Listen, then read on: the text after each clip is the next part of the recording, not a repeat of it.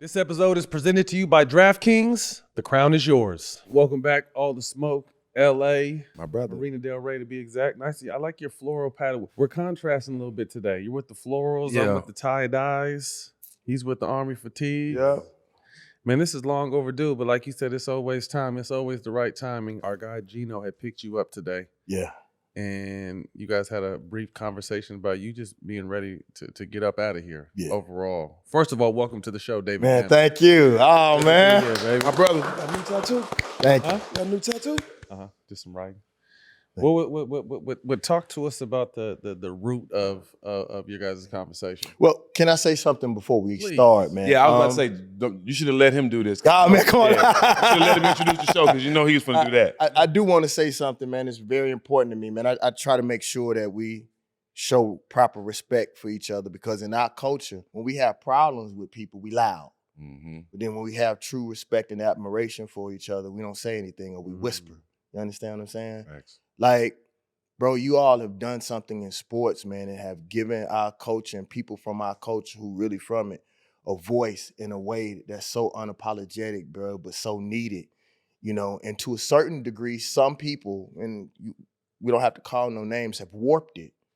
Bro, y'all do what y'all do, bro, but it has a certain level of honor, has a certain level of respect, bro. Like, I've done it in different ways, man. And so for you all to give other people jobs, give other people ways, you know, because a lot of times, bro, when we successful, we were just talking about how a lot of people holler OG, but I'm actually just starting.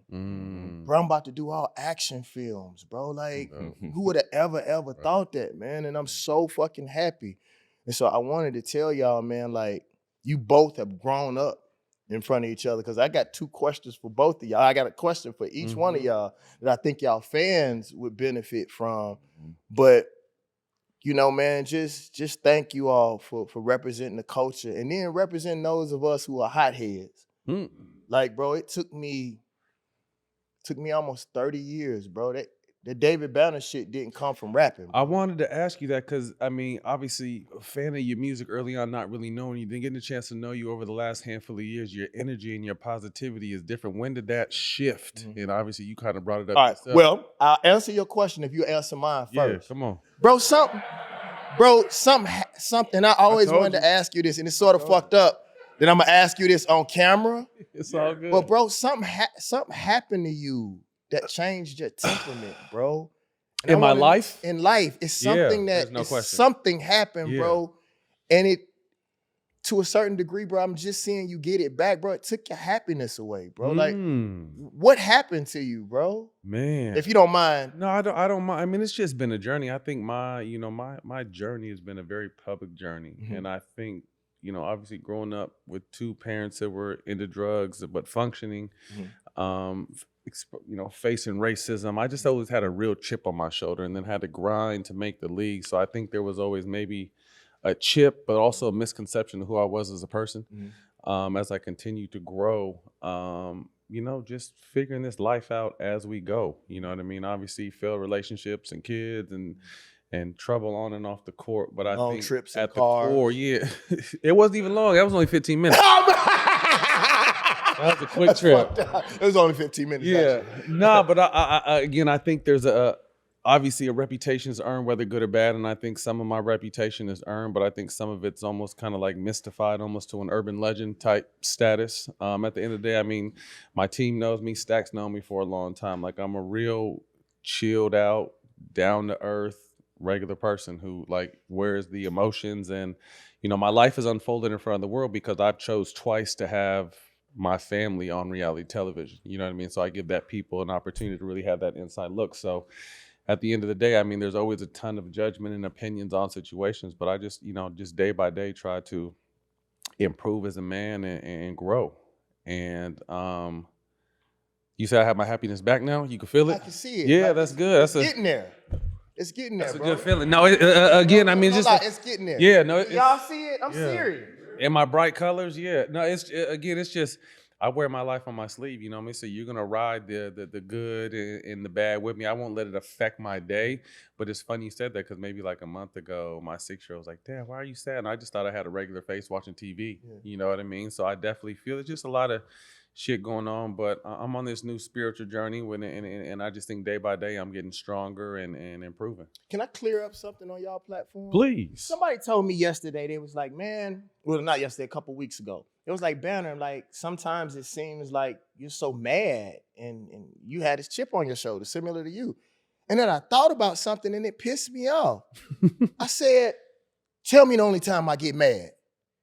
And then it was like, damn, when people fucking with black folks. So I only get mad over your ass. Like, we have good lives. Actually, we could fall back and live the rest of our life and be very fucking irresponsible.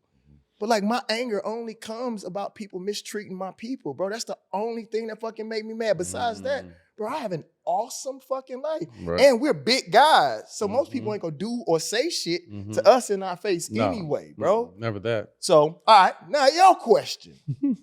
Bro, like, how do you deal with, man, like, knowing, because I'm watching, man, how responsible you becoming with your anger, because I deal with anger issues like both of you all do. And like, what people don't understand, mine comes through constant prayer, constant meditation. I do a lot of meditation and a lot of fucking therapy.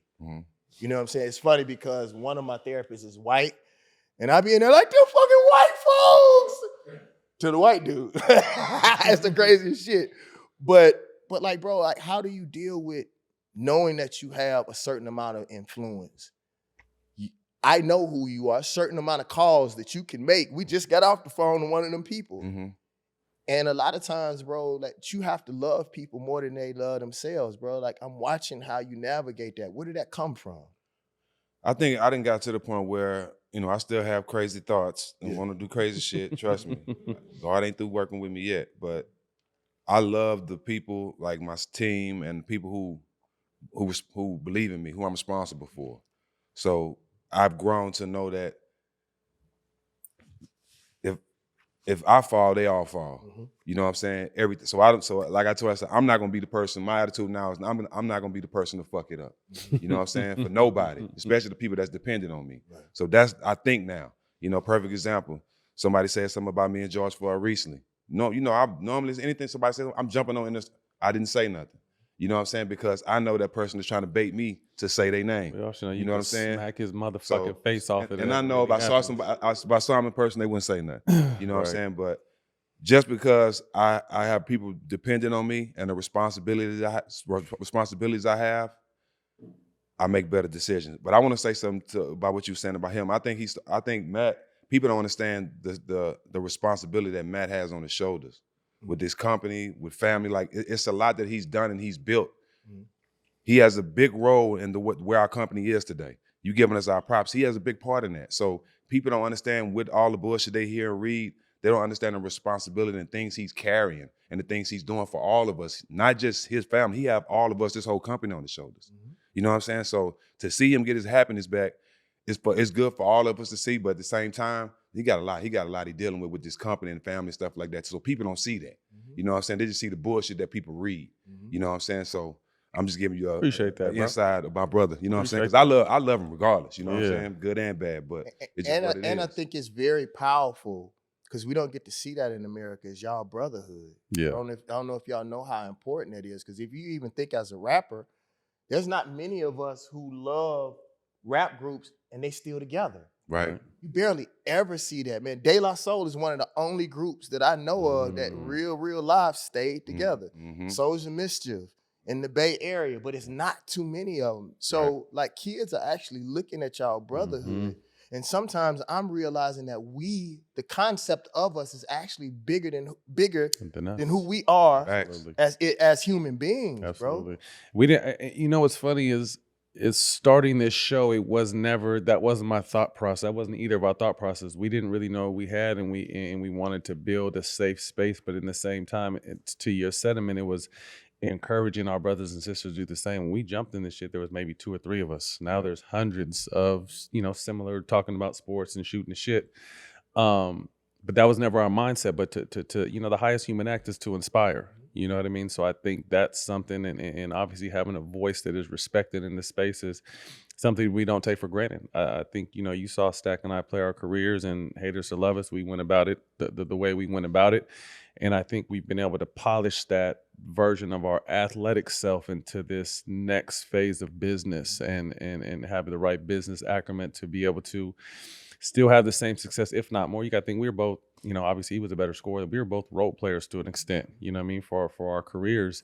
And to be able to have the success we've had post-career and to almost have our second act just as big, if not bigger than our first act is crazy. You know, obviously, you know, the march he led was heard around the world. You know what I mean? To have a voice that carries that far and is respected that far is a huge responsibility. So I think we've both grown post-career in that space, understanding the responsibility that's been bestowed upon us. And I don't think any of you all can talk about too many men or women that had a respect in the hood the way that you all do, but then is able to deal and navigate that corporate space the way that y'all have. You know, I think I've been in Jack, to me, is starting to kind of, he can do it. He just had to be pushed, I think. But I've always prided myself on being able to be in the Jack don't give a fuck. Yeah. Excuse me. But he's starting to. That's the thing. In the past, he hasn't. There's all that smoke. I want to stay in the hood 24/7, but I'm starting to come up out the hood now. Yeah, but I think in the past, but I mean, again, to your point, to be respected and be in a dangerous space, but feel safe and be safe and respected by those peers, but then also be a call to the White House. To also be in these Disney buildings, to also start our own company. There's not too many people that have that type of versatility, but I think the reason why we have that, we had it and we have it even more now, is because we stayed true. And you own your own shit. Huge. Like, I've been talking about that. Like, we got to start back putting out things. America has convinced us to just talk. One of the reasons why I don't have a podcast anymore is because I think it's too many niggas talking. I really do. It's too many motherfuckers running their mouth that's not qualified. And ain't saying nothing. That's why I respect y'all so much. Motherfucker can't tell y'all shit about basketball. You lived it. You know, one of the reasons why I stopped producing as much as I did was because there was a white A&R. He was 23 years old and came to me talking about Southern music. Excuse me, bitch, you can't tell me about no fucking Southern music. Maybe R&B. Okay, maybe I'll take that. Maybe country, maybe dance. But for you to feel comfortable enough in my culture to think that you can tell somebody, whether I had a big part to do with it or a small part, but somebody that really was in the trenches doing this shit for real, you feel comfortable enough to even say anything, that's a problem. I got a problem with that. But where the blessing comes in is I used to want to do something. Now I understand that David Banner as a concept, people want you to go to jail. People want you to touch them so they can sue you. What I'm realizing is that our anger is actually the devil's remote control. Because once it let go, all of us are examples of when that shit went way wrong. But the blessed part is that we can live in it though. That's one thing. Once I decide to go, it's gone. I mean, and it just is what it is, bro. So when did that switch over happen though? Like I said, our journeys kind of played out more on television because we, you know, played sports. But when did your kind of that switch flick to, obviously it's still in me, but I understand it's bigger than me now? I used to be a really wild dude. I'm actually preparing to do a travel show. And what people don't know, bro, I jump out of airplanes. I used to do all of my own stunts. Oh, you do white people shit. All that. Well. All humans have a want to test death and danger, but the fact that black people, us just living on this earth is dangerous is the reason why we don't. We can just go out in the hood and get that rush that y'all get from jumping out of motherfucking plane. But as a CEO, I always wanted to know, like, what the fuck, why these white boys do that shit? Like, what is it? And I realized when I jumped out of plane for the first time, I had a meeting because I did the music for the international release of the A-Class for Mercedes-Benz one year. And I was really nervous about talking to the CFO of Mercedes-Benz. After I jumped out that plane and looked at death, the way, man, fuck that dude. Change your whole perspective? Yeah, like I ain't tripping. He put on his drawers the same way I do. And I think that is the reason why I started testing those boundaries. If I can swim with a shark, I can definitely swim with your black ass. I'm dead serious. And I just realized, man, that instead of, think about this, bro. I think about this in training because a lot of my friends ask me, why do I train so hard in the gym and still run and fight and do the things that I do? I'm ashy as fuck. No, I am here. Oh, shit. No, dog, I get ashy as fuck. Leave that shit over here. No, I'm dead serious. I'm probably gonna need it in a second. That's what my homie said when I got here. He's like, man, watch your, look like you've been eating powdered donuts. Like, yeah. Hey, Dave, lick them bitches. Matter of fact, let me put some chopsticks. But honestly though, shit get powdery. I learned that if when mountains and hills come, if you set artificial ones in your life, then it won't shock you when life brings it. You're ready You know for what I'm them. saying? Stay away, stay around danger. People always say that, bro. Stay dangerous. Stay around the hood and with the hood, then you ain't never got to go back home because you never really left. You know, and I'm just grateful. One thing that I can say, bro, is that I am one of the few people that hip hop allowed to grow up. Most people want you to stay exactly who you are. You know, similar to how they do Mary J. Blige and Anthony Hamilton. Some people, they don't want to see us happy. They don't want to see us move to that next level. They want to keep y'all mad. You know what I'm saying? And so for me, bro, I'm just grateful that in all of this time, bro, they allowed me to grow up. It's a blessing. Yeah. Back to my original question that you. Because I just blew by 2 of your questions. No, it's all good. No, but I want to know. I mean, because again, you're so tapped into kind of just life and culture and policy. You mentioned being ready to just get up out of here. It's got to that point for you. You feel like? No. What happened with me is I realized, bro, that for me and my spirituality, God showed me that I am the God of my reality. And I think that's the reason why we go through depression. That's the only reason why I consider that they may be a heaven or hell, is because we make choices. Other animals don't have the opportunity to make a choice, right? So what I realized is that if you really think about it, bro, especially with our influence, like let's pick a place, Hawaii, right? Well, for me, let's say Bali. I like Bali. All right. You can either let Bali be your place that you go vacation, and then for me, go back to Atlanta, right? Or since we got money and influence, why not allow Bali to be our home and then fly back to Atlanta to do work? Literally. So if you spend, let's say in a month, if it's 30 days in a month, you spend 28 days in Atlanta working and 2 days in Bali, right? Well, then why not spend 2 days in Atlanta working? You know what I'm saying? We actually can do that. And what they do to Black people is they make us feel like our worth is connected with how hard we fucking work. I'm learning it's not about working hard. It's about thinking hard and setting up systems. You all, if you chose to, you can now put youngsters in these seats and then y'all can go set up other systems like this and just check on your systems. But we feel like if we not working every day, think about Oprah. There was a time in Oprah's career, if she wasn't on every fucking cover of every magazine, it wasn't popping. If she wasn't in every movie, bro, that's high-priced slavery. If you really, really think about it, bro, we should be thinking, dog. We should be on the beach, bro. Like you all said, I just got to be honest with y'all. I'm high as fuck. I wouldn't have done this in any other setting, bro. Yeah. But like, no lie, y'all, these ain't my shoes. Like, I left my shoes. And I was like, well, I knew that. I was taking these bitches home. Don't trip on that. But seriously, bro, I walked in and I felt comfortable enough to be like, hey, bro, I left my shoes. Bro, I got some. I thought them motherfuckers went with your fit. I thought that was you. I think they're yours. But seriously, dog, that's the environment that you all set, man. And me, bro, and this is very personal, bro. Like, I haven't treated I don't treat myself well. I fight for everybody else because I know how it feels to be from Mississippi. You know how it feels to be from PA, bro. Tell him how tell him people what I treat told you you. upstairs when Yeah. when I first saw you, because we talk all the time. First thing I said to him, what I said, bro, you getting rest? Yeah, and I'm Because not. I know what he doing. I know how he been moving around. I know the blessings that's coming his way, and he moving everyone out. As soon as I seen him today, first thing I said to him, my first words, bro, you getting some rest?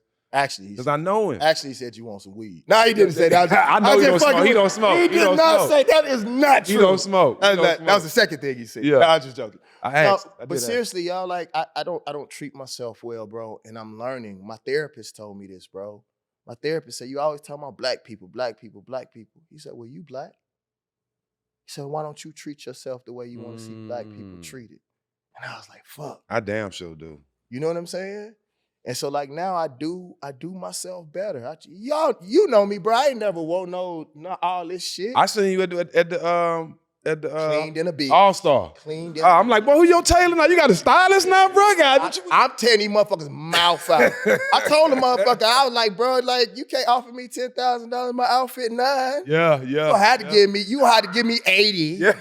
You feel me? To No, make it but make seriously, sense. bro, people treat you how you treat yourself. You understand what I'm saying? That's interesting too, because I've always been a shirt off the back giver, provider, push, and neglect myself when I'm actually the one that's really in control of everything around me. Bro, That's an interesting aspect. We need you here. Yeah. And we need you to love yourself. Yeah. So listen to me, y'all. I usually don't talk about this kind of stuff, but this environment makes me feel comfortable. If God was standing over there when you prayed, where would you look? Over there, where God is, right? You know why you close your eyes? You close your eyes because you're actually praying inward. If people knew where God actually was, that's why it's so hard for black people to find God. Because we can't believe that God is actually inside of us. So if we really thought about that, bro, we would treat our bodies better.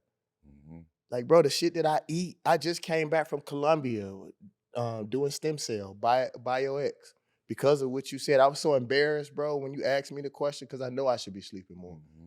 And I get on my wheel, bro, because sometimes we can't even believe that we that blessed. We should know it. We should know that we deserve this, bro. As hard as you all work, you deserve to live better, bro. And thank you for allowing us to meet your children, bro. Oh man, I appreciate Bro, I enjoy your kids like I'm watching TV, dog. That shit's so fucking dope. And they so free. Yeah. Like, I wish that's once one of my dreams, bro, that if my children grew up, I don't want them to be assholes, but if they chose to be and they had that kind of freedom without pushing it on other people and being oppressive, and I hope for my children to be free, bro. And you're allowing that for your kids. If you want your twins to be burnt out like his, them niggas been here before. They Hilarious. Yeah, they Hilarious. grown. They was grown about 13, 14, bro. Yeah. I enjoy them, bro. I really do. Appreciate that. You've been outspoken about, saying this isn't the best time right now for our Black community and the importance of needing to band together.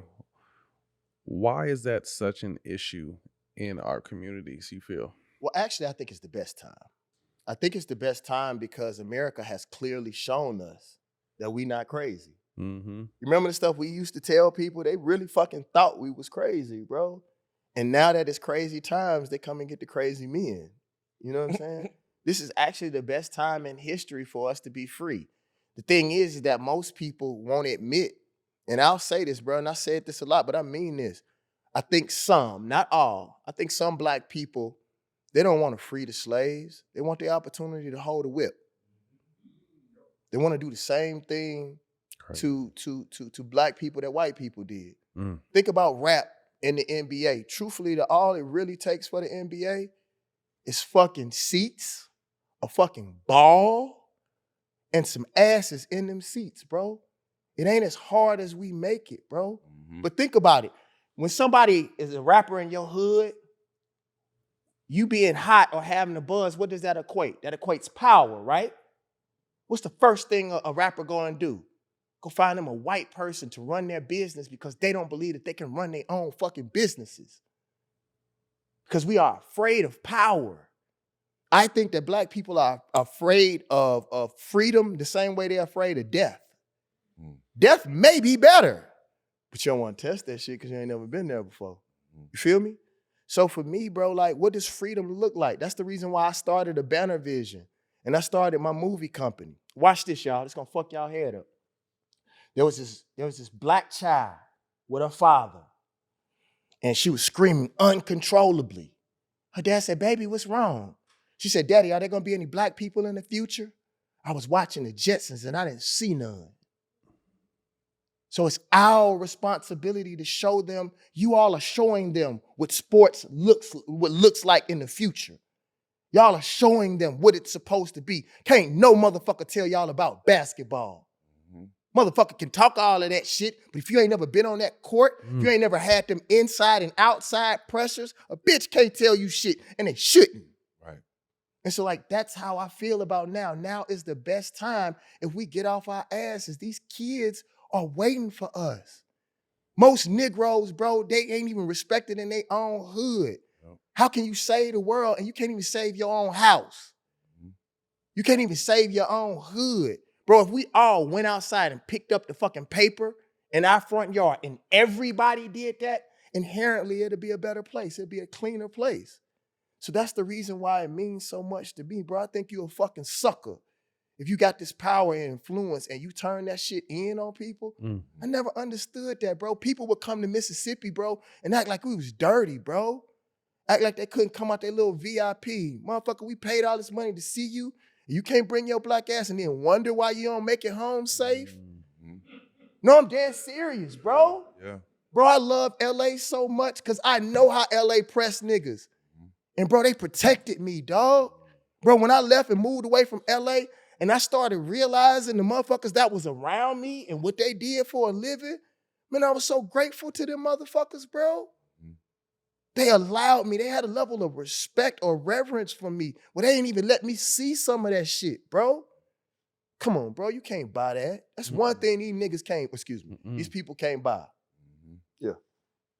Facts. All right, let's bring it back up, y'all. No, I said I was gonna do better.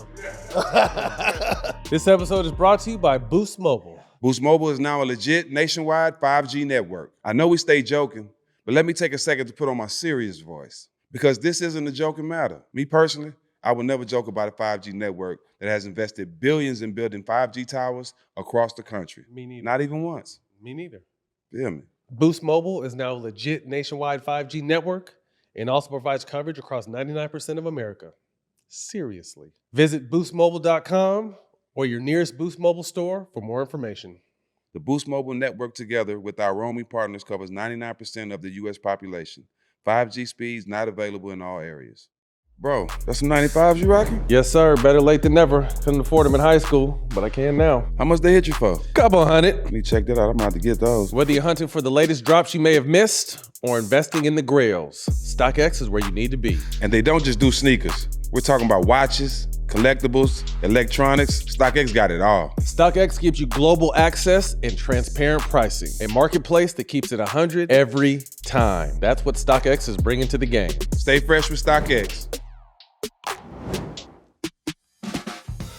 You ever had one of those moments when you want to elevate your night? Maybe it's a dinner with friends or a celebration that calls for something extra. That's where Grand Marnier comes in. You probably heard of it, but have you tried the signature drink? The Grand Margarita. It's the twist of a classic margarita.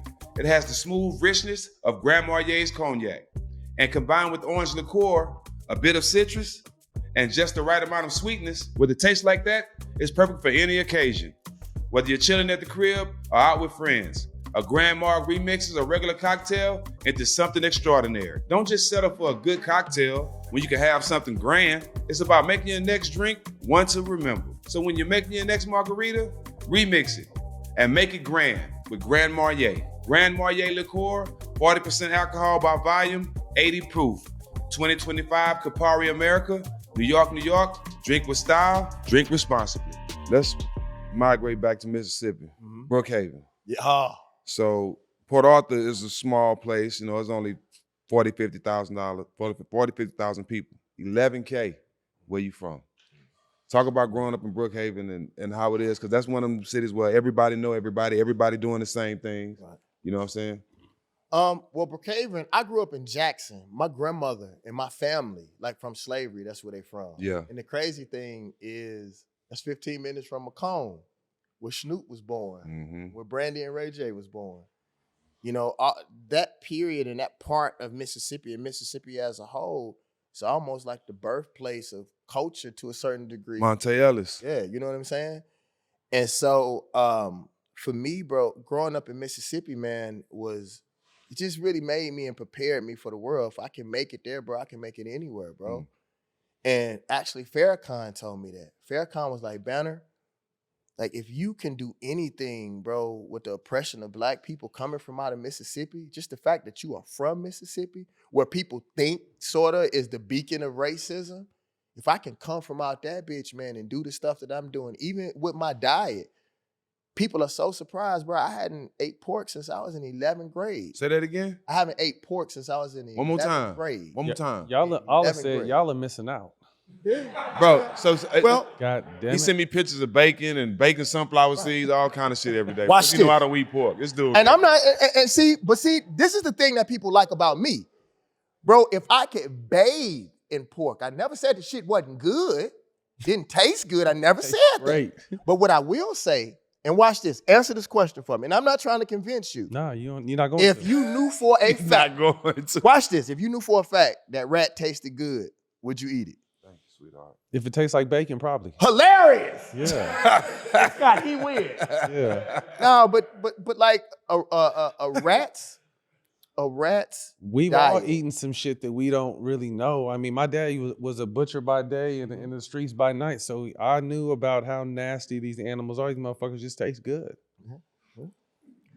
He said, that's just I work out a lot to try to flush it, but yeah, there's a lot of it in me. Cheers to bacon. yeah. No, I would not do that. I would not do that. Do it over. Do it over. That's funny. Do it over. Take it back. Yeah, I ain't drinking. I'm not doing that. I got Not doing that. I got a Come on, change it. cousin. I got a Change it. cousin that came to my Change crib it. and he thought I was Cheers, joking bro. To what? about pork. To DB. All Yeah. right, cool. He cooked something while I was gone and I smelled it when I came in the house and I threw away all that shit. The pots and pans, Really? everything, bro. Yeah, no pork in my house, bro, at all. And actually that came from hip hop. That shit. Me listening to Brand Nubian when I was young. Yeah. Yeah, and that's one of the things I always wanted to do in hip hop, bro. Is like we used to have people that would take us to different places, bro. You know what I'm saying? Like think about how powerful NWA was, bro. Like we knew that cops were beating the shit out of us in the places that we were from, and nobody ever talked about that shit. He been to Port Arthur. And yeah, hell yeah, He been to PA. yeah, UGK for life, bro. Mhm. Hey, but the time you was growing up though, it was the murder capital. Yeah, well, Jackson, Mississippi was the murder capital of the United States. Yeah. And actually, my friend Chucky was the first person to die in Jackson, Mississippi from gang violence. So it hit me a little bit different. And that's one of the reasons why I love rap music so much. And people didn't know this about me, bro. I used to be a battle rapper. I was a hip hop dude. Mm. And all my friends would always ask me, like, why you listen to that shit? Them niggas don't give a fuck about us. And I was like, bro, the shit that most people rap about, we see that shit outside our house. Mhm. Why do I want to encapsulate myself in that shit all the time? We see that the shit that most people rap about, Encapsulate. the most shit that people rap about, bro, we really live that shit for real. And it's not cute. That's why I tell Reality. like it's not cute. Like a lot of people trip on me, man, because I always told my homies, like, bro, if y'all don't have a job, get the fuck away from me. We can't fuck this shit up that we doing, man. Like, I never got that shit about rappers. What are you mad about? Bro, we got out. You need to protect this shit, dude. Why you showing out, dog? That's why I never ever got in trouble, bro. People trip on that. I ain't never got in trouble because I know how much a blessing is, bro. I'm from Mississippi. I'm from the poorest motherfucking state in the United States, and y'all gonna fuck this shit up over some bullshit? Over some words, some nursery rhymes? Shooting a fucking basket? Shit. Shit. The fuck if I fuck this up, bro? And I am so grateful. Even, man, like, I'm dead serious, bro. I'm grateful for you all to allow me on y'all platform. And I know that we friends and we know each other, but that ain't got nothing to do with y'all business. For you all to allow me to have access to y'all fans, it means something to me. I am not playing, bro. I know. When I went to the I know. clubs, all my homies would trip. Like, this is my job. Who's the dope dealer? Who's the most influential girl? Who's the DJ? Like, I always looked at, I still do that to this day. Y'all saw when I walked up in the spot at Steph shit. First thing I went to the fucking DJ, what's happening, homeboy? What's your name? Blah, blah, blah, blah, blah, blah, blah. Who's the most influential person in this room? I'm not playing when I'm in the club, dog. And I don't really want to go to that shit when I'm off. People like, man, why you don't want to go out? Why you don't want to go to a concert? Man, I don't want to see all that loud shit. I be somewhere quiet, dog. Motherfuckers think I'm a geek because that's my fucking lifestyle, bro. Did you ever play sports? Yeah. What you played? Play basketball. Ran track. Oh, you was trash, Dave. Stop. Well, hey, You wasn't good. he didn't ask me what. He didn't ask me if I was good. Hey. Ain't nobody talk about your acting career. I ain't got one yet. I mean, I don't have no basketball career. I'm just. I ain't got one yet, Dave. I couldn't let him go on me like that. But he, bro. I just, yeah, he you know. said, hey. Hey. Yeah, he asked what I played. I didn't say I was good. Man, a killer, but don't push. What level you played? No, I was just high school. High school? Yeah, You start? Hell no. Or you didn't start? Did you get some time? Yeah, I got a little time. So what was your talent? Not much. I On could the court? just dunk. What's crazy is Oh, so you had hops? I was like Chambers. But what's funny is, bro, I didn't have a vertical, bro. I had Tom I had a, Chambers? yep. I had a one leg like Tom Chambers. I'll put your ass in there. He had boyons. Yeah. That's He had boyons. and and I I had- dunk on a lot of people too. and I had heart, bro. Like that was it. That'll get you a long way. To be honest with you, bro, I shouldn't have played basketball. I was really good at track. To this day, I can be fat and run 18 miles, huh? Yeah, very long distance. I'm not fast. I can just run all day. I can Zulu truck. I really believe, and I heard Will Smith say this one time, and I actually now believe it. Running is mental. All you really have to do is take one more step. What happened is the same way we do with our goals. We look at our lofty goals and it intimidates us. When in actuality, all you gotta do is take one more step. Any motherfucker can take one more step. I gotta think of that because I'm finna get this Peloton. Yeah. So I gotta keep one more step stack because of shit. Well, bro, I ain't gonna tell people where we are because I wanted to stay out here. I was gonna get a spot out here and it didn't work out. But like, bro, go by that water. Like, get outside, bro. That Peloton shit is cool when it's raining, but get outside in the sun and look at, like, bro, you walk by, see a nice ass when you run by, bro. That'll help you. I'm dead serious. I'll be like, ooh, Motivation? Yeah. Yeah. I go to a gym with a lot of motivation. Yeah. It's crazy. Yeah. This guy. Helps you get through the He day. said this guy. Helps you get through the day. You are walking motivation, bro. Thank you. Yeah. I Appreciate live that. through you. Appreciate that. Yeah. I can't wait till these motherfuckers see what's up under these clothes, though. I'm so motherfucking fine in this bitch right now. I'm about to tell you. I'm dead You serious. ready to peel? Let me tell y'all something. Let me tell y'all Say you ready to something. peel? Cotton ain't never done nothing for a nigga from the South. I'm done with t-shirts in 3 months. I ain't gonna even wear them bitches no more. Shirtless. I'm done. I'm gonna wear a bear pelt pussy on my right shoulder just to show a certain Bear level of pelt. gratitude. That's it. That's the closest thing I'm gonna have to. I'm gonna Bear be in Russia pelt. during the wintertime, no shirt on. I'm that fucking sexy. Y'all see, I'm on their motherfucking ass. Yes, See, bro, you can use your hair. I don't have that, bro. You got the Superman curl right there. I saw that shit. I tried to do it myself. It didn't work. Dang. You just have to see him go in the building and just see how it is. Real This shit is unreal. This I shit is believe unreal. you. This shit is unreal. And sometimes it gets, Bro, you about to make me throw up down. He said, it's low-key annoying sometimes. Really? Because he'll come back by me and make a little smart comment. Yeah. You know what I'm saying? It's low-key annoying sometimes. It really is. But y'all just get ready to watch your brother. I'm done. I'm telling y'all. No cotton. I'm on these mother. Like, dude, I honestly think, and it's great that I taped this show now because I think in 3 years, I want to transcend the human form. I'm half demigod under this bitch right now. I'm dead serious. Yes, sir. Yeah. I really hate that Prince died. I got that though. I really think I'm the sexiest motherfucker in this bitch ever. Yeah, that's how you supposed Enjoy yourself. Hey, dismissed. Yeah, I'm like Steph Curry. yourself. I'm like Steph Curry. I didn't have the natural attributes that some people have, but I worked on it. I worked on it. I don't have a swing and bang, The sweat. but I worked on it. The nigga said Yeah, the man. That's it. swagger That was bag. just a personal announcement really quick. Tell me this. What was your thoughts of the movie Sinners being shot in Mississippi? It Not been set in Mississippi. it wasn't shot in Mississippi. Set. Set It was set in Mississippi. Bro, actually I just left Mississippi. They didn't have a theater that could house the movie. Mm-hmm. So it was a young man, bro. He about 28 years old. What's his name, sweetie? Huh? Christina. Yarbrough? Tyler Yarbrough? Yeah, young man from Mississippi, bro. He got on the internet, bro, and really started talking about it. And Ryan Coogler and what is Warner? And Warner Brothers, man, flew down, bro, and set it up and let the whole town watch the movie. And so I flew down there to support. I ain't met him. He dope, bro. Yeah. They had the tax credits, and he said something really dope. He said that the studio in Louisiana was big enough because the idea was so big. He had to have a studio that can actually house, the idea being that big, man. And I really think, man, that he's going to really, really do something because and I found that his family is from Mississippi too.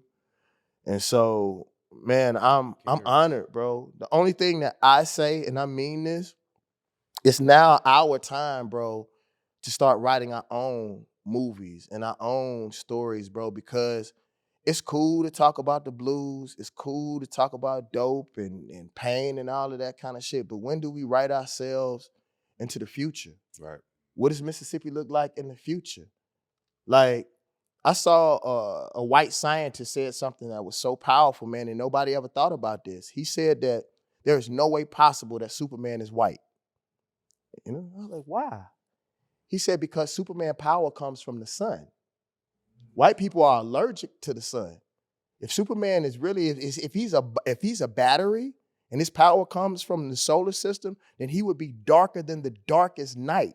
There's no way possible that he could be a white man. So for me, when are we gonna be gods? When are we gonna be superheroes? When are we gonna feel that way about ourselves? Have y'all ever noticed that when black people direct films, in most films, that's why I love Ryan so much, we lose in our own film. Crazy. Shit, in a banner vision, I'm gonna get the girl, I'm gonna have sex with her, I'm gonna get all the fucking money, everything. The police, everybody gonna get it. But the black folks. I'm dead serious, bro. Jack played Blank Man, didn't you?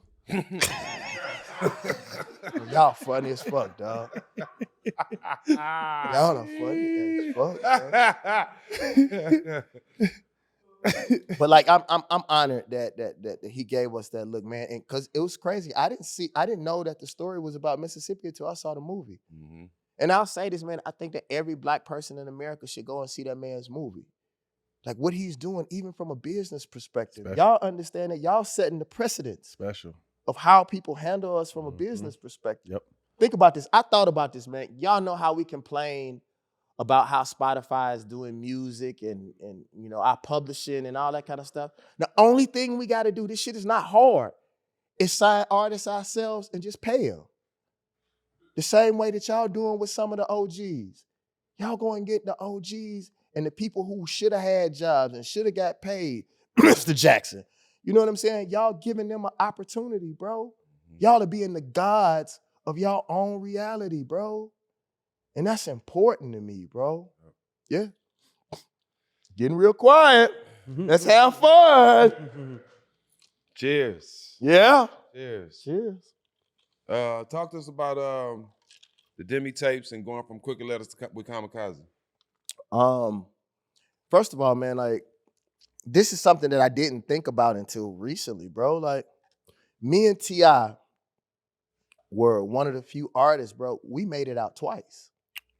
I didn't think about that, bro. Like, people forget, bro, that I had a record deal when Noriega was the hottest thing on the planet. I was signed to Penalty the same time that Noriega was. I was in Crooked Letters. Right. That's where. I didn't know you were signed to Penalty. Right. Yeah. That's where Get Crunk came from. If you heard what I said, Get Crunk. People thought that was a UGK song. Mm-hmm.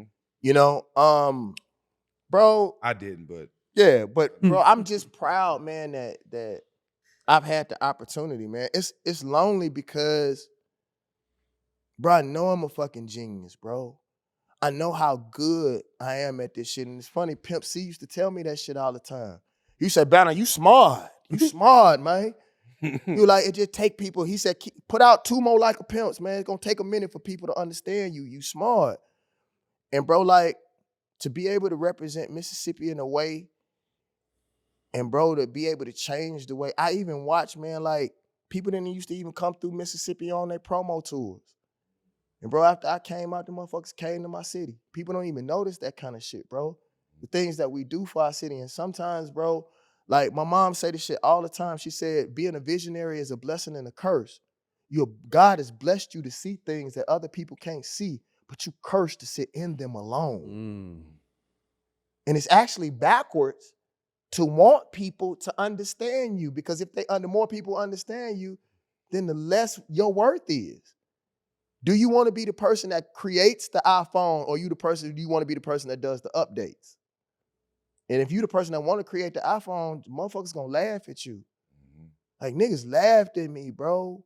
Bro, when I first started rapping, and I may be dating myself a little bit, bro, they wasn't even playing rap on the main radio stations. They weren't playing rap on the radio stations only on Sundays, on WNPR at 4 o'clock. So like, man, for me to be able to say, man, that now I don't know if it's still the same. I think I'm the youngest person. I'm in between Elvis Presley and B.B. King, and I'm in the Mississippi Music Hall of Fame. So to be able to say that, man, it's a blessing, bro. Oh. How do you make beats while you homeless? Oh man, that's dope. Great question. I tell kids this, bro. Like, I went to Walmart and got a what's the thing that it takes the electricity, you put it in the converter. Yeah, I went to Walmart and got a converter, and built a studio in my van. And bro, like, a lot of my homeboys, they want to get on the road with me, dude. And so I turned the passenger side literally into a studio. But I'm deeper than that. I ain't talking about the equipment. I'm talking about mentally.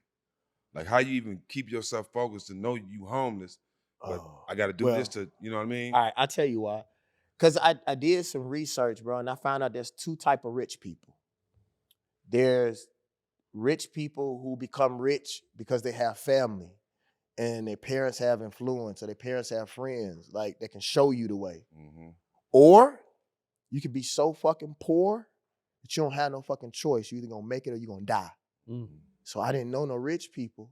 I didn't have to be homeless, bro. We didn't inherit shit. I didn't have to be homeless, but I knew that either I can be lower middle class and work at a bank and have a fucking boring ass life. Because to me, hell is working in a fucking office and doing the same fucking thing every day, bro. I'd probably blow my fucking brains out. As hard as it is for us, there is not one day in any of our lives that's the same. This shit is actually like being the fucking Gandalf or something. I'm serious, bro. Like, it's like being a fucking wizard. Every day we create magic. Yeah, Lord of the Rings. Okay. Yeah, like, bro, this shit is fun. Bro, like, honestly, we at work high.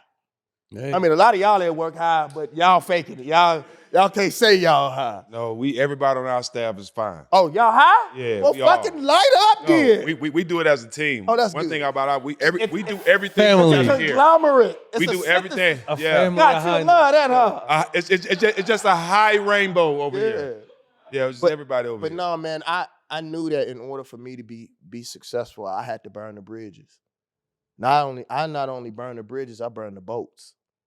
Dog, I was SGA president at Southern, bro. They said I was one of the best SGA presidents in history ever, bro. Like, I could have done that corporate shit, bro. I was a semester in the thesis. I'm a semester in the thesis away from my master's degree. I had a 3.9987 an accelerated master's program. The thesis is like a paper or something? Yeah. I've always been intelligent. Bro. When I was in the 3rd grade, I read on a junior and college level. I could count to 1 million when I was still in don't read on surprised I knew that. That's funny. I'm surprised I knew that, right? I see how you looking at me. So he's like, what? Look at my brother. You know what a thesis is? Right. And so for me, bro, it was just like, I had to burn the bridges, man. And I had to get out there, man. And it was crazy, man. Like, I went back to the streets twice, bro. Like, I made it out. And then I went back and created my own company. Huh? Just twice, Dave. Yeah, just twice. Just twice. Just twice. Okay. Just twice. I know I'm- you, Dave. Just twice. I'm different than these other Negroes, bro. I'm not proud of that shit, bro. At all. I'm sort of embarrassed with some of the shit that I did. Like we talked about outside. Yeah, like, I'm not happy about that shit. Ain't nothing cute about that shit at all, bro. Yep. You know, I'm just happy that we are able to talk about it now. You survived it. Yeah, we did. Learn. Tell me this: with the record business being so shady, how did you learn it and navigate through it, being independent? I didn't know.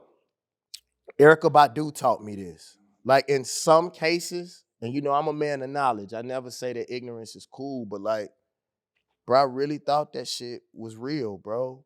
I really thought that like, I looked at hip hop. My little homeboy, man, who just got out the streets, he used to tell me that shit all the time. He said, man, this rap shit hurt you like it's a girl or something, bro. Like, I really love the rap, bro. I really thought that shit was real. Motherfuckers don't care nothing about us, bro.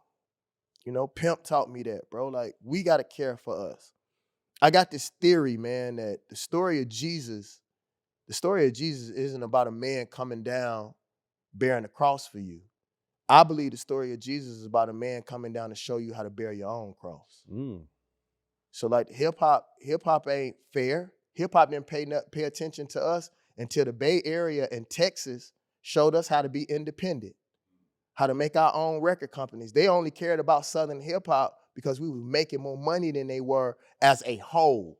We didn't look at ourselves. Imagine Lil Flip, Thugger, David Banner, Ludacris, Pastor Troy, E40, Too Short, Master P. Imagine how many South Park Mexicans, how much money we were making as a conglomerate, bro. Yep. So what they did is they signed all of us, got us all out of the way, and then motherfuckers fell off, bro. But together, we were putting a dent in that shit, dog. Yeah. And we didn't have the foresight to see what they did. And then watch this. This will fuck your head up. Then we learned how to get mom and pop stores. We had Southwest Distribution. We had Gonzalez. We had our own distribution companies. They sucked the distribution companies up, bought the distribution companies, sicked the feds on the main DJs and the mom and pop stores.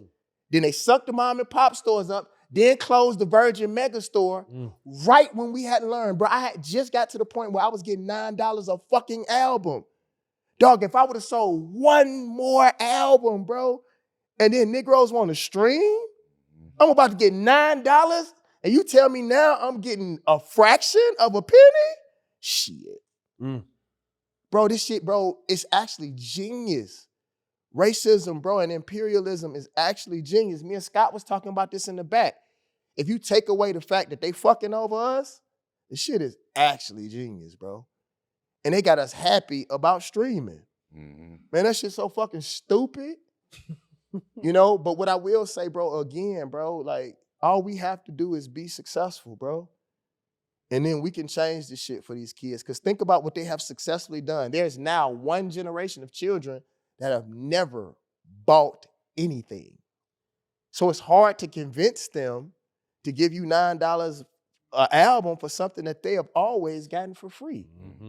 And then we're giving our money to tech companies, not even people who care about us, who care about music, who even know who we are, bro. It's funny, I'm about to go meet with the dude from Spotify, but the real truth is, bro, from a business perspective, you my enemy. And it's hard, bro, when it's just one of us. Bro, that shit's so fucking lonely, dog. When God has blessed you with the information to know better, bro, and niggas look at you like you crazy or like you wet, and then sometimes because we're in flesh, sometimes you start tripping like, damn, am I fucked up? You know? Who knows? Who knows? Yeah, another drink.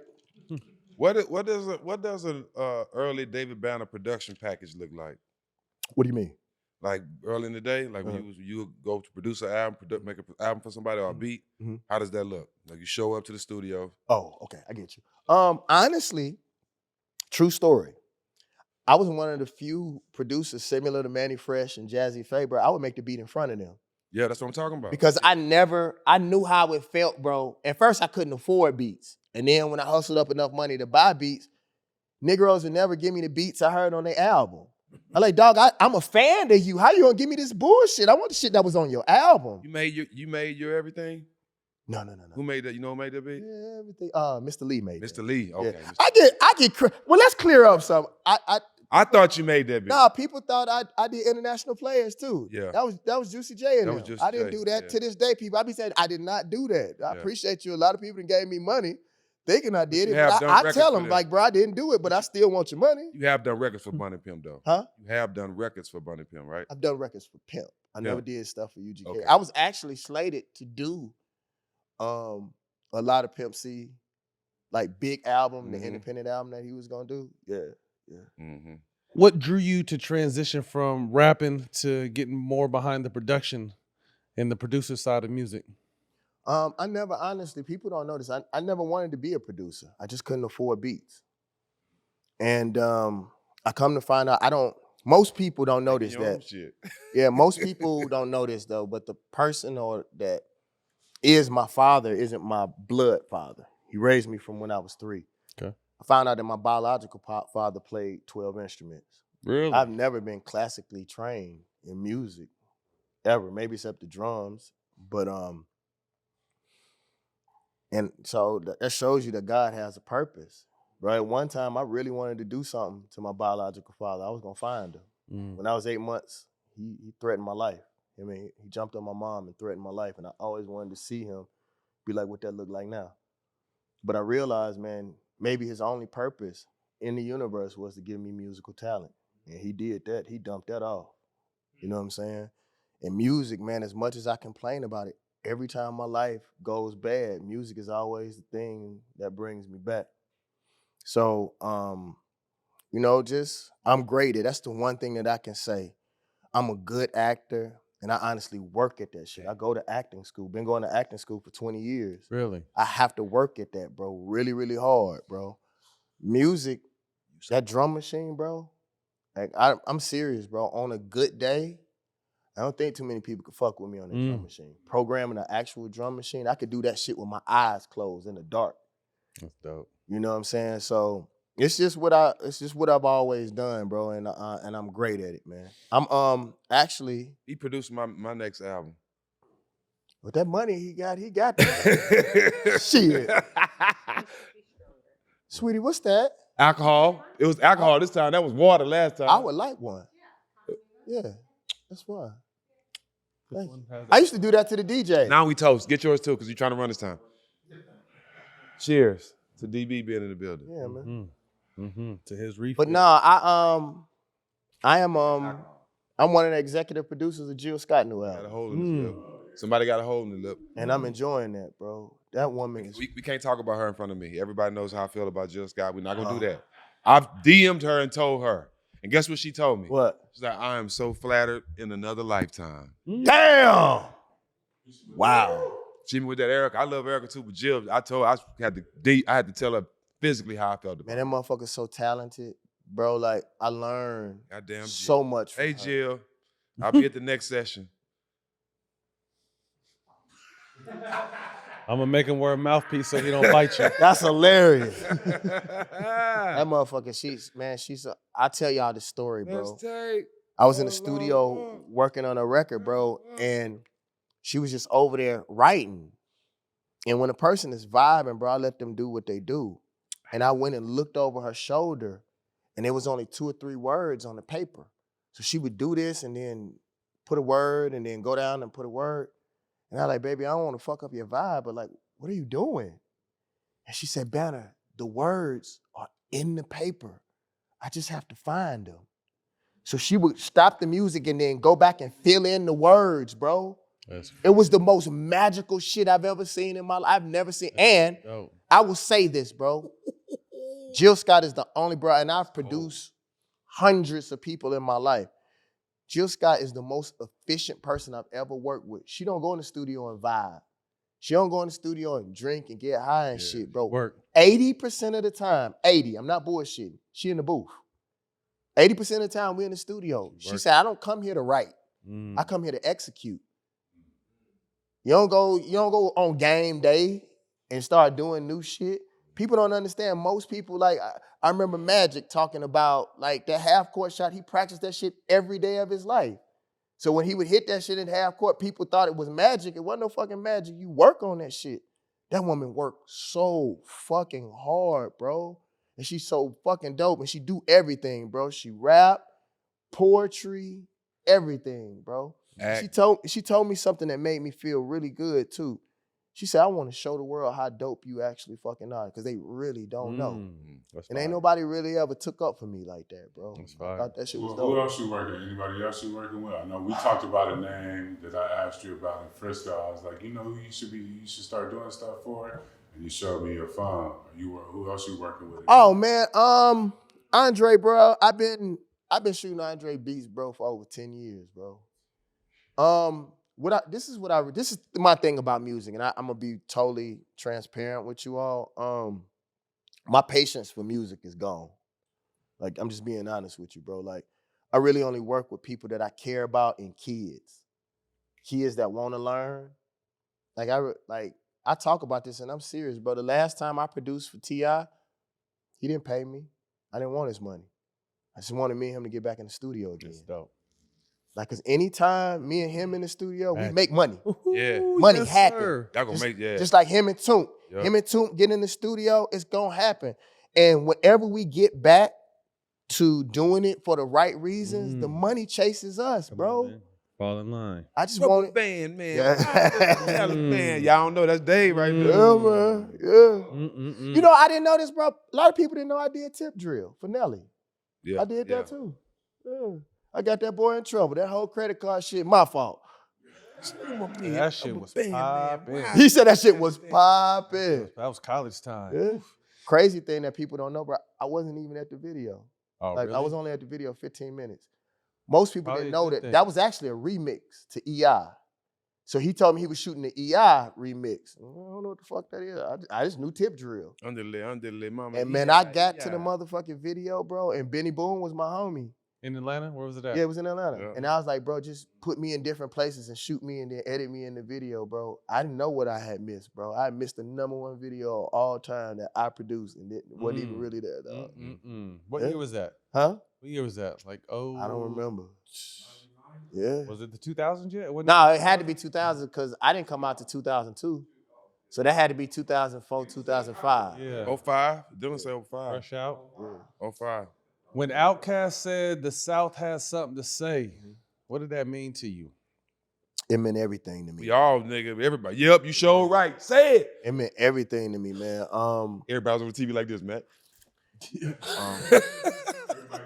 Because obviously when that happened, I mean, let's put some context. There was a lot of shit going on with the East and West Coast at that time. And We always overlook. you know, when he said it, it rang true because Bro. there was so much talent, but it wasn't necessarily focused on at that Bro, time. people still really don't. I don't think the South is gonna get its proper look until we own our own shit, bro. It's like what we do is we make a lot of other people money until you can cut the check yourself and not have to run and beg somebody else, bro. Check got your name on the signature line Yeah. and the Yeah, bro. producer line. I give you a great example. When I did Play, bro, I told Colin Park, bro, I said, I may not have the money that you used to getting paid for a beat, but I got my checkbook right now. I give you 10,000 right now. Like right this minute. And it was funny because that was actually supposed to be an E40 beat. But I had the money right then. Man, here, run that. I didn't know that was supposed to be 40s until after because he told me. But like, bro, like, it's crazy, man, because we still really don't have that South movie. Like, if you really think about one of the reasons why the West Coast is so powerful, because at the same time when Snoop and Dre came out, what else was happening? Man, Into boys in society. blood, Like, yeah, bro. blood never- in, blood out. Yeah, all we that never had that proper depiction of American the South, made. bro. That comes from us. You know what I'm saying, man? So like for me, and that's one thing that I hope to do with a banner vision, bro, is just to give honest depictions. It don't even have to be positive. People always think when it's me because of the spiritual mindset that I'm in, like, no, I just want it to be real and honest. That's the only thing that we can ask for, bro. All we need in culture is balance. That's it. What roles do strip clubs play in Southern hip hop? Everything, nigga. Ooh. You see his face when I asked that. Ah. shit. Everything, bro. Therapy. Money laundering. No, I'm just joking. Honestly, bro, the strip club for us was always, Jazzy Faye taught me this, bro. Like, That's the Southern Golf Course. You know how y'all make y'all deals on the golf True course? indeed. That was our spot. I like the strip that. club. That's the Southern Golf Course. Strip Like, club's the Southern Jazzy, Golf Course. yeah, Jazzy Faye done helped so That's many. where we make all our deals and Hey. meetings and shit that be at the strip clubs in the South. It don't be at the golf course. So watch this, bro. Jazzy Faye did something so genius, bro. We would be in the studio working, right? I'm used to putting my head down, just grind all night. Jazzy like, calm down, Banner. Calm down. He's like, let's take a rest. He'd bounce down to MP3. Let's take it to the strip club and see if the shit really works. In real time. Wow. So you hear it in the studio. You watch it, see if the girls react to it. That's how I knew that Like a Pimp was a hit. DJ Will, bro, I never forget, and that became the blueprint for every rapper in the South. If Yeah, your bro. shit popping in the strip club, you got a hit. Yeah, and you ain't gotta ask nobody. Yup. You can't fluff that, bro. Yeah. If the strippers like it and they getting it played in there, your shit a hit. Yep, your shit is That's a how it motherfucking was. hit. You ain't gotta beg nobody, bro. And so what we end up doing is, okay, you watch it in the studio, okay, we can slow it down. We can speed it up in real fucking time, bro. That's what the strip club was for us, man. And then the other thing was, bro, it was also a gathering place that was neutral and safe. Because pussy has a way to start violence and end violence. Yeah. You know what I'm saying? And so, bro, and that's one thing, bro, that I have to say, man, and I'm serious about this, that I'm so grateful to Atlanta for. Atlanta, bro, was one of the few places I ever been to, bro, where they didn't mind you coming there and getting money. Mm-hmm. You know, people always trip on why everybody running to Atlanta, bro, because if you started treating people in your town the way that Atlanta treated people, bro, you would go there too. And so, man, the strip club was just a place for us to congregate, man, and talk about the realest shit in the world, bro. It was so dope, man. Good food. Yeah. Some of the best food. Some of the best food in the world. I remember I told KRS-One that, bro. Me and KRS-One was building on hip hop. And I asked him, I was like, what's the definition of hip hop? And he told me, and he was like, well, the real truth is, bro, I do eat chicken in the club, in the fucking strip club, bro. Best That's food. just the truth. But they got steak. My They got all that homeboys shit. are dope dealers. All That's that shit. just the Man, fucking all that truth. shit there. So hip hop may not be the same, but that doesn't mean that it's not hip hop. I do have a Cadillac with 22s. I do. That happened for fucking real. Mm-hmm. So it's just that, you know, that our hip hop is just different in our experience. And that's my one of my few criticisms about music. Bro, I want West Coast to be West Coast. I want South to be South. So we can talk about our experience Compare and contrast, and enjoy each other, bro. Sound, yeah. You know, bro, like I heard Perico, bro. It felt so good to hear him be so Straight fucking West Coast, Straight dog. my nigga. That's my dog. He don't even know how much of a fan I am. My homeboy Salih put me on him, bro. Yeah. That was the reason why I liked Griselda so much. They sounded so fucking East Coast, Buffalo. bro. You know what I'm saying? So like for me, bro, like it's not about judging each other. It's about loving each other for exactly who we are. You know what I'm saying? Yeah. Man, big shout out to StockX. Shoe time, StockX. StockX. Now you know we appreciate y'all. These are definitely fresh to press. You gotta have a pair of these when you wearing that black drip, all white drip with the all black. You feel me? StockX got the official tag, you know, so. See what I got. I know you're a Travis guy. Those are fresh and they kind of match what you got on today. Yeah, man. StockX steady blessing us, man. You know, I know everybody want to keep their swag proper, so StockX keep us fresh. They can keep y'all fresh too, right? Make sure the tag on there. StockX. Now you know. What up, y'all? I partner with DraftKings, and they got something new cooking up for you guys. The Pick 6 Stats Slice just dropped. It's a new way to give you a better shot at hitting your picks and cashing out on DraftKings Pick 6. Every Wednesday this summer, Pick 6 slices down one player's stat line to give you a better shot at hitting your pick. It's a perfect way to try and nail your pick set. There's no opt-in, there's no catch. It's simple. Just open the app, snag your slice, and lock in. There's a new player every week, but the slice is only hot for a limited time, so don't sleep on it. Download the DraftKings Pick 6 app now. Use my promo code SMOKE when signing up. DraftKings. The crown is yours.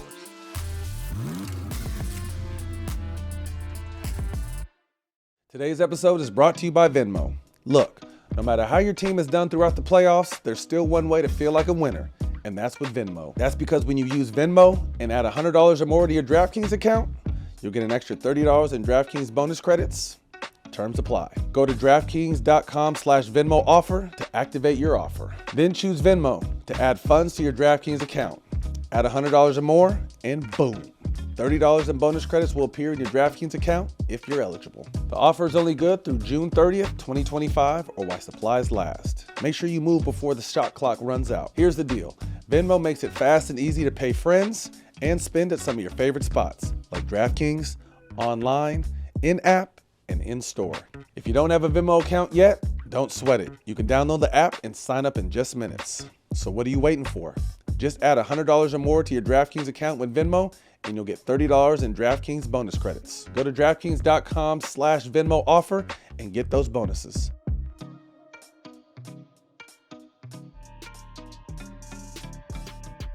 The current climate of Southern rap right now, obviously with the the YSL trial and going down and the violence and still with the talent, the future and there's a lot of talent still. What do you think that the current state of Southern rap is? Yeah, welcome home, Thug. Welcome home, Yeah, bro. Luch. I think it's beautiful, man. Boys home. Honestly, what we don't understand, bro, is that we are all different.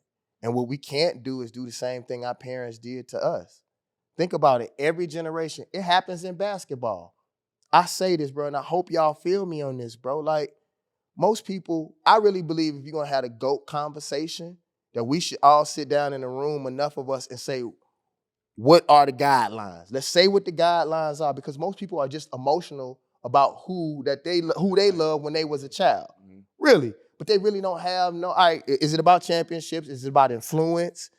Is it about what is it really about? That's the only two things. I mean, three things. Peers, influence, and championship. Right. So if we're gonna say that, we have to, I believe in any debate, we have to agree on something before we disagree. What do we agree on so we have a baseline? If it's not, then it's emotional. The reason why people don't really want to get guidelines, because then it may not be none of the people that we like. You know what I'm saying? Because then we could go to those Boston teams, bro. We can go to those early LA teams that people don't ever talk about, bro. So for me in the South, bro, it's just really, man, about realizing that we all have different perspectives. Mm-hmm. Our perspectives are different. These kids getting information from all around the world, everywhere. The pressure that is on them is different, bro. Their brains move in a different way. Mm-hmm. So for me, bro, it's really just about, and think about it. Let's just really be honest. Because people my age won't admit this. Everybody from my generation wasn't fucking dope. There's a lot of whack-ass niggas that was in our generation. Bruh. Yeah. So, bro, like, just sit back and listen to the music. And if you don't like it, shut the fuck up. Yeah. And what most people won't do, if you really don't like it, make better music then. Yeah, get better. But you can't do that. Yeah. You can't do that. Everybody want to have a motherfucking opinion about shit that they can't do. Right. First place. You know what I'm saying? So, like, bro, it is. If that was the criteria to talk on shit, a lot of people would be able to say nothing. Yeah. That's why most people hate. They only hate what they can't be. Yeah, across the board. If you had to have, really hate. If you had to have credentials to speak on something, she would be quiet. I'm gonna give you some Southern names. Tell me the first memory or story that may come to mind. Pimp C. Trio. Pimp C. Damn, bro. Rest in peace. I wanted to be upbeat. I missed that nigga. I wanted to be upbeat, man, but nah, give us something real. We got some other people that's gonna get you upbeat. But Pimp called me. And I didn't pick up the phone. And then he died. And then I went back and listened to the voicemail. He was like, Banner, I'm at LAX, come pick me up. And, you know, you can't help but think. Because one thing about me and Pimp that I don't talk about much, Pimp never talked bullshit with me. Ever, bro. We never talked about women. We never talked about drugs. It was always the next level. And Pimp was really about to do some amazing shit. Like, if you really go back and listen to that last UGK album, they were shifting, bro. Pimp just told me it's gonna take me a little bit longer, Banner, because, like, bro, I got on from real niggas, bitches, and hustlers and dope dealers, Banner. So, like, I have to slowly take them along with me. Nip was the same way. He understood that there was a certain culture that he had. He couldn't walk off and leave, bro.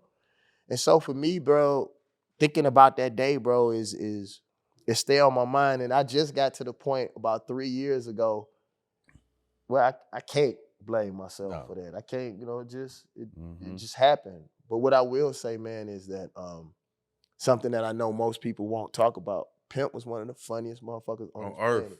On earth. When I tell you, on earth. But like he would always say, Naturally funny dude. Man, I'm talking about he without trying, man. he would always say, Banner, don't let these niggas know you though. He said, because if they really know you, you have to hurt them. Because people take being kind and fucking being funny. They take that as a weakness where we from. And you end up literally having to take a motherfucker off this earth. But Pimp was so fucking, him and fucking 3 6 Mafia, like you wouldn't believe how funny they kind of one and the same too. But not a joke. Yeah. Not a joke at all. Nothing Just to play natural. with, but naturally funny and naturally good people. I'm And gonna fuck you up though. go ahead. When Pimp died, I'm on the way to his mom's funeral and Bun called me. Oh wow. On the way from the Bay to San Francisco. That's great. Right? It was in San Francisco, right? Sacramento. I'm from the Bay to Sacramento. Driving up. And Pimp called me. Bun called me on the phone while we driving his mom's funeral. Bro, Crazy date. I remember that like done yesterday. Very un-David Banner things in Sacramento.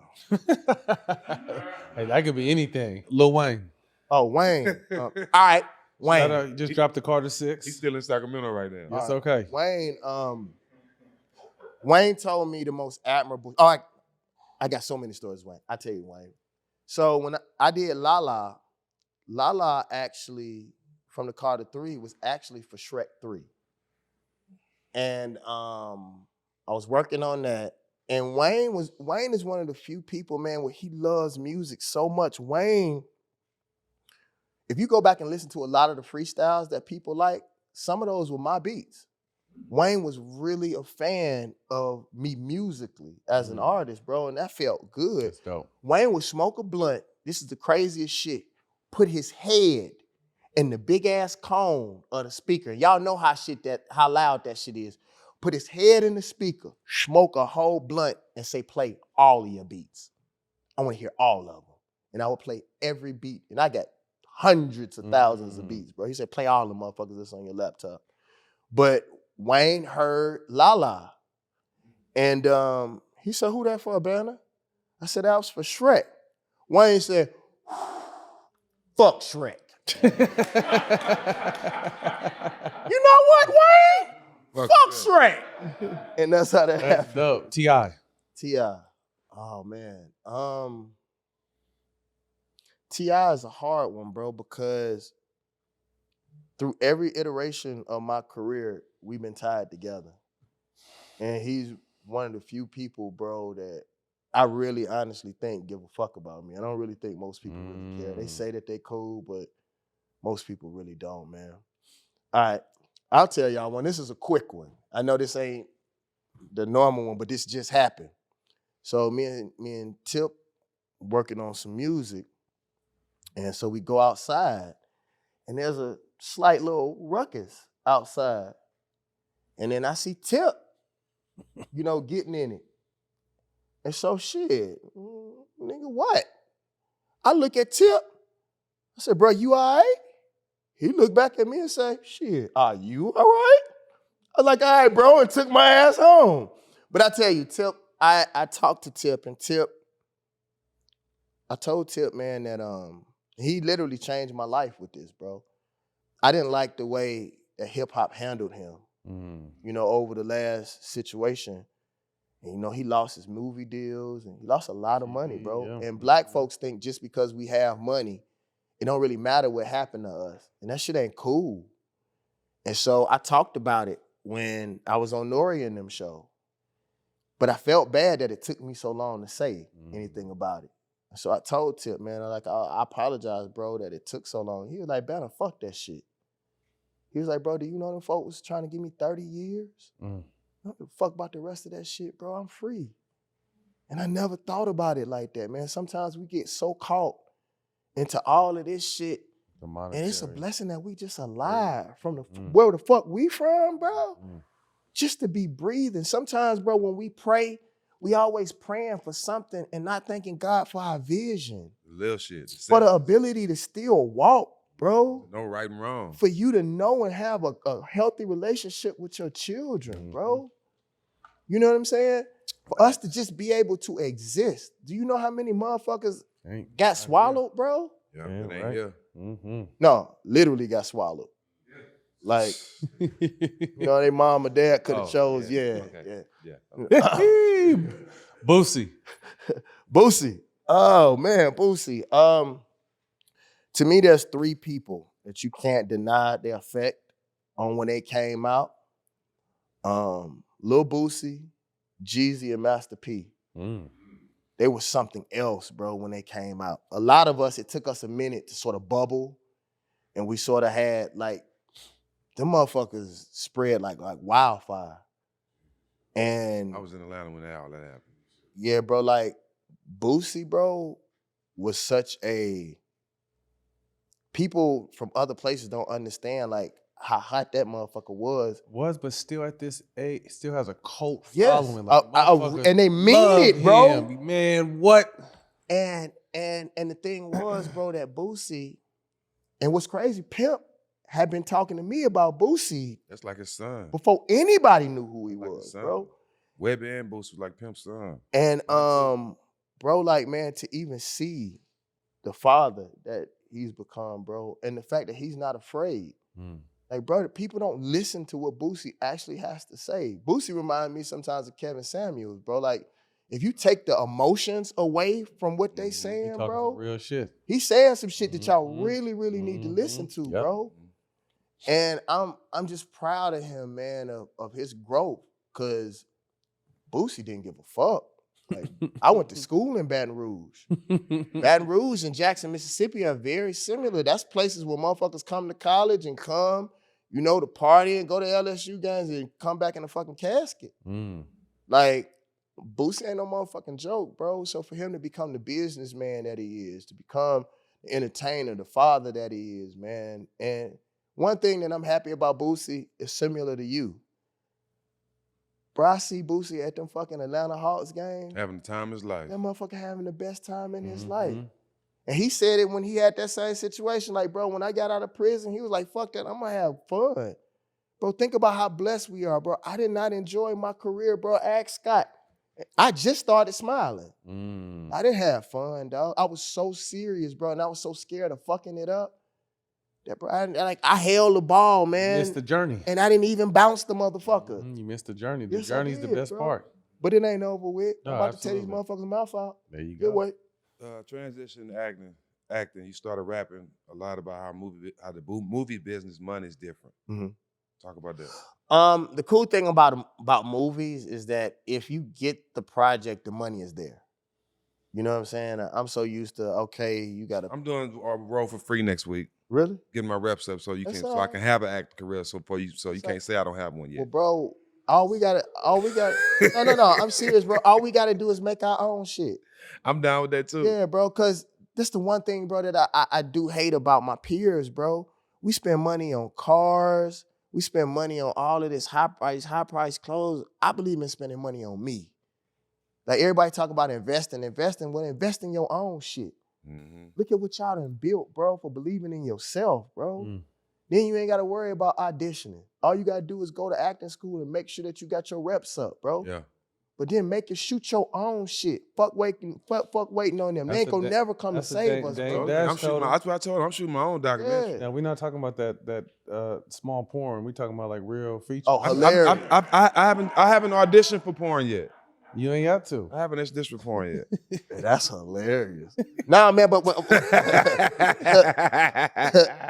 I'll tell y'all this. I just man. go along with his jokes now because I know they come from anywhere. I don't talk about this much, bro. But I actually based my acting career off Ice Cube. It makes sense though. A lot of people don't know that, man. Like, people didn't see him as an A-list star. He saw himself and he made it, bro. Absolutely. And then what he did was he was so successful with Friday, they couldn't come to him with no bullshit because he had the numbers. What white people fuck us up a lot of times is they talk strictly business. We're spiritual people, and we talk about how dope shit is, and they don't give a fuck about that. How many asses can you put in the seat? Well, Ice Cube showed them. I can put 92 million asses in the seat. So if you ain't paying me at least half of that, get the fuck on. Yeah. You know what I'm saying? And so like, bro, like, that's why I created A Banner Vision. A Banner Vision comes from Cube Vision and a Tribe Called Quest. Okay. It's A Banner Vision. Mm-hmm. And so, man, like, for me, bro, like, they don't see us as superheroes, but I do. Mm-hmm. And the thing is, bro, all I ask is people work on their craft, man, as hard as they possibly can, bro. Ali Sadiq, the actor, bro, the comedian, bro, is one of my really tight homies, bro. Texas again. And Texas again. Ali Sadiq taught me something, bro, and I really believe y'all two will feel this, bro. He changed my life. He said, Banner, bro, I don't fuck with these niggas. He said, and they don't fuck with me. And I started wondering, like, bro, why I don't fit in? I don't fuck with nobody, but we're threats, bro. Oh, yeah. One thing, bro, with all of this AI shit, the one thing you can't fake is authenticity and realness, bro. Yep. That's why they scared of you too.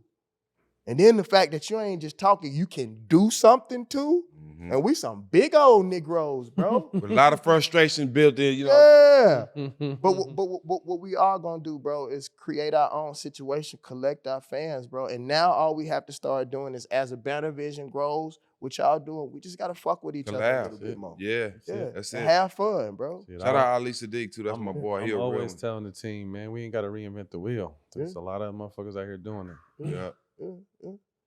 You've been successful in every medium of art. Mm-hmm. What are the traits needed to succeed in a project regardless of the medium? Dylan, that's too many big words in one question for me. But I got That was it. actually Yeah, I really got it. dope, I and got you it. did a good job till you but said something. But y'all don't know in the inside, I was mad. In the inside, I was struggling. Bro, but you know, I read it. I didn't stutter or nothing. Hey, y'all, But don't let him edit this shit. You tried me, Dylan. No, but listen to this. I'm serious, bro. You don't know, bro. Let other people judge that shit. I used to do that shit as an actor, and I would stop. He know I can handle it. That's why he did it. He know I can Finish handle it, it. dog. You did a great Okay, fucking you know I can job. handle it. Okay, you know I can I was thoroughly impressed. I'm impressed now that I didn't fuck it up. Let me give myself an applause. I said a whole bunch of big words in one sentence and didn't fuck it up, man. I'm growing. I would say, cheers to that. I would say consistency, bro. Like, one thing that I don't want these kids to know, bro, you gotta practice. You gotta fucking practice, bro. Get your reps up. Again, bro, I tell people that's the reason why I love Steph so much, bro. It's because if you think about nature and nurture, bro, he didn't have it. Bro, like, he was short, had bad ankles, bro, come from a small college, Light bro. skin. He had to bust his fucking ass, bro. Light skin niggas out. And get them fucking reps in every fucking day, still to this fucking day, bro. And that's how I had to be from Mississippi, bro. I had to bust my fucking ass. And kids don't understand how hard, bro. I've been in acting school. A lot of people don't know this, bro. When my homeboys was buying chains and cars and shit, bro, a lot of my money went for flights coming to LA. I came to LA every fucking week. Now, if I knew what I knew now, I should have bought an apartment out here for the amount of money, but I didn't have nobody to teach me that. I was flying to LA going to acting school. I've been in acting school since like a pimp, bro. Really? Yeah. I'm not fucking playing, bro. Cause I didn't want people to say I got it just cause I was a rapper. Yeah. I didn't want people to say, and then I take this serious, man, and I know I shouldn't. But bro, I know how hard people work every day just to be an actor. So if I'm gonna take your spot, bro, I wanna be able to look in your eye and say, nigga, I'm just better than you. I earned it. Mm-hmm. And I look better. They already know that when they look at me, but like, I want them to know that I'm better. Yeah. And I am. Dig it. I can dig it. Quick hitters. Yep. First thing to come to mind, let us know one album with no skips that you listen to. Illmatic. Ooh. Illmatic. Childhood crush. Childhood crush. What's the dark-skinned black girl from Dead Presidents that came out the trash shooting? Oh my Boucher Wright. Oh my God. Boucher. Good call. Good call, boy. Hey, bro, y'all got lotion? Good. No, we're not doing that right now, Dave. So y'all got lotion? Not right now, Dave. Top 5 producers, in your opinion. Top 5 producers. Oh, that's a hard one, bro. That's a hard one for me. Because as a Southerner, I know that Southern producers don't get their light. But if I'm being like honest, let's go top 5 Southern producers then. No, we'll keep the question because Okay. that gives me an opportunity to put my folks over other folks, Okay. and that feels awesome. Awesome. I would say Dungeon Family as a whole. I would say Neptunes, Ooh. not just for real. Neptunes Chad, together. yeah, Chad was nice too. Yeah, when they were doing that crazy synthetic, yeah. Yeah, all that. And see, that's hard, bro, because there's no way that you can't say Dr. Dre. Right. No way in hell. There's no way in hell that I can't. Like, DJ Quick. you gotta say that. But I naturally want to say Battle Cat. Yeah. I ain't mad at You know what I'm saying? Like I want, cause I'm a hip hop historian, Battle bro. Cat's a monster. And then I want to say Just Blaze. Just Blaze. You know what I'm saying? Timberland, you have to say. So many, man. You know, Five in there. but then for The me, lead, nigga. you cannot say KLC and Beats by the Pound Oh. just because of the influence, and P changed music. He changed the way people literally put out music, bro. KLC. Then how can you dare not say Manny Fresh? He was alone, bro. Yeah, people don't people are not used to people articulate enough to be able to express why they feel the way that they feel, bro. He did that shit alone. Yeah, KLC had Beats by the Pound. Do you know how hard it is, Yeah, bro? Beats by the Pound was a whole- In the environments that he had to record under, Right. bro. the situation. People don't talk about that shit, bro. Mm. Literally, bro, when I went to do the Carter 3, and this don't have nothing to do with Manny, but it has to do with the situation. Bro, what was I forgot the studio.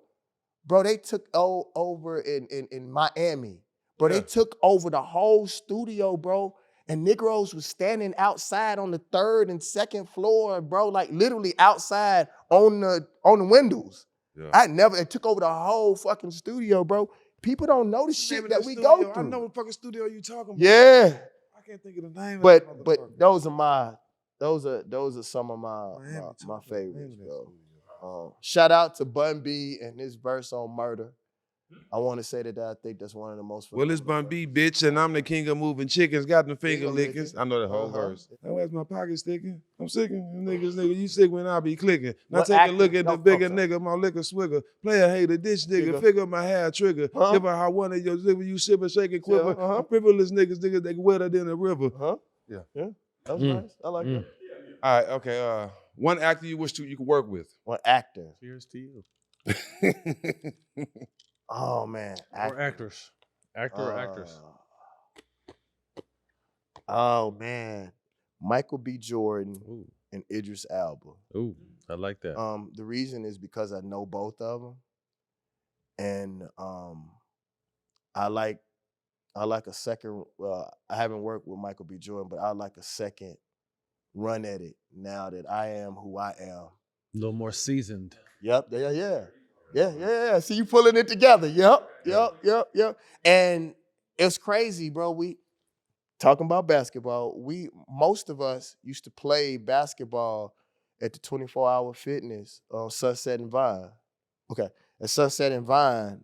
And like Michael B. Jordan, Chris Brown, Corey Holcomb, Pooch Hall, like all of us used to, while we were waiting for our auditions. Mm-hmm. You know what I'm saying? Yep. And so to be able to see him rise and do what he's doing now, and Big time. especially with the stuff that he's doing with Coogler, bro, I would love to be a part of that. They're right in that. If you could see one guest on our show, who would it be? But You have to help us get your answer on the show.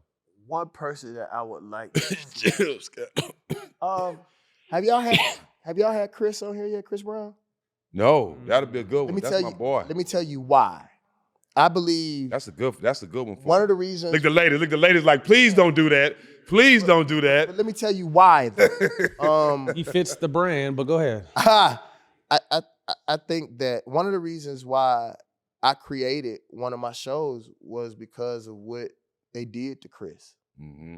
You know, he never really got an opportunity to be in a space where he can articulate himself and the shit that he went through. Because there are parts of his story that I know about for sure, Mm-hmm. but it's his place. To It ain't tell my it. place To to tell talk it. about Yeah. another man's shit, bro. But I love for him to be in a space where I know he's protected, and I know y'all would protect Yeah, him. oh, that's my boy. And it would give him an opportunity to speak. Chris Brown is literally one of the most talented people, if Ever. not the most Ever. talented person Ever. I've ever Step worked on this with earth. in my whole entire life. Mhm. And I really think that bro just always needed more men around him. Mm-hmm. Not niggas, Yeah, not man. males. Yeah. But bro, he just needed more men, and the type of men that you all are. Y'all don't need nothing from him. Mm-hmm. Y'all are the type of men that I want to see my little brother That's around. dope. Yeah. And he's one of the few people in this game that I ever really cared about. Really. dope. You know what I'm Yeah, saying? yeah. And I've watched him be railroaded. And something that people don't talk about that I'm going to say on this show is Chris Brown never, ever, he could have condemned a lot of people. He never threw nobody Never else have. under the Yeah, bus. yeah. Ever. And he could have thrown a lot Lot of of niggas people. under the bus. Yep. And he never did. He kept his mouth shut. Yep. Well, CB, you heard that from your big brother, so we're Yeah. gonna make sure we cut. and Come on, edit Five. that. Pull up Come on me, through. 5. That's it. Well, Dave, man, we appreciate you, and obviously, before we get you out of here, I mean, it's been a pleasure to see just again where you came from for your music and what you've evolved into, and I think every day, whatever our journey is, we're trying to get better. But you've always been one of those rare, positive influences and speaking for the culture, always putting other people first. But it's just refreshing to hear people like you speak. I was excited about this interview just because I think you speak so much life. Thank you. And I think that's very important in today's day and age because we're surrounded by so much negativity, man. So thank you for your time. Continue blessings. If you got an extra role for Jack on any kind of movie set at Banner Vision, let him know he's He always really looking my for a manager, job. dog. He be Yeah, joking him, yeah. but he really my Nah, manager. he- Nobody I'm want to see always me gonna win put you more than on. him, Come bro. on, man. You Don't take already the know. jokes. I know y'all see joke on me all the time. Nobody My want to see me dog. win I more. only joke because I love him. It's like when the coach yells at you because he loves you. If he don't say shit, then he don't fuck with you. Anyway, man, that's a wrap. David Banner, All the Smoke. You can catch us on All the Smoke Productions YouTube and the DraftKings Network. Pistol. Sweet.